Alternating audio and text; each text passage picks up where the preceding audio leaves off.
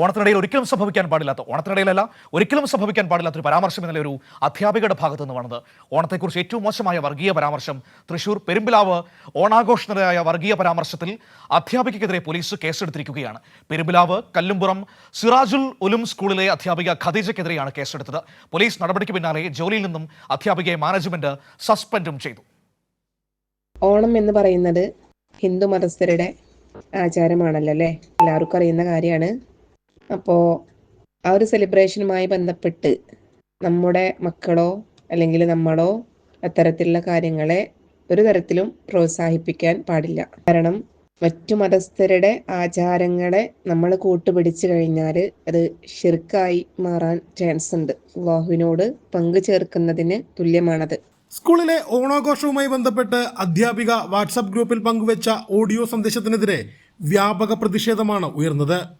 പിന്നാലെ ഡിവൈഎഫ്ഐ കടവല്ലൂർ മേഖലാ സെക്രട്ടറി മുഹമ്മദ് ഹസൻ നൽകിയ പരാതിയിലാണ് അധ്യാപികയ്ക്കെതിരെ കുന്നംകുളം പോലീസ് കേസെടുത്തത്.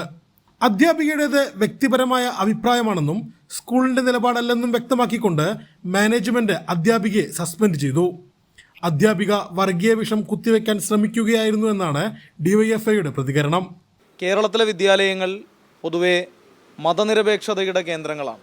കേരളത്തിൻ്റെ വിദ്യാഭ്യാസ സ്ഥാപനങ്ങളിൽ വർഗീയ ചിന്തയും അപരിഷ്കൃതമായിട്ടുള്ള കാഴ്ചപ്പാടുകളും മുന്നോട്ട് വയ്ക്കുന്ന ഇത്തരത്തിലുള്ള അധ്യാപകരെ നമ്മുടെ വിദ്യാഭ്യാസ സ്ഥാപനങ്ങളിൽ വച്ച് മുന്നോട്ട് പോകാൻ വേണ്ടി കഴിയില്ല. അവരെ കുട്ടികളെ പഠിപ്പിക്കാൻ അനുവദിക്കരുത്. അവരെ ആ സ്ഥാപനത്തിൽ നിന്ന് പുറത്താക്കണം. അധ്യാപികയ്ക്കെതിരെ നടപടി ആവശ്യപ്പെട്ട് ഡിവൈഎഫ്ഐ നടത്തിയ മാർച്ച് സ്കൂളിന് സമീപം പോലീസ് തടഞ്ഞു. കൈരളി ന്യൂസ്, തൃശൂർ.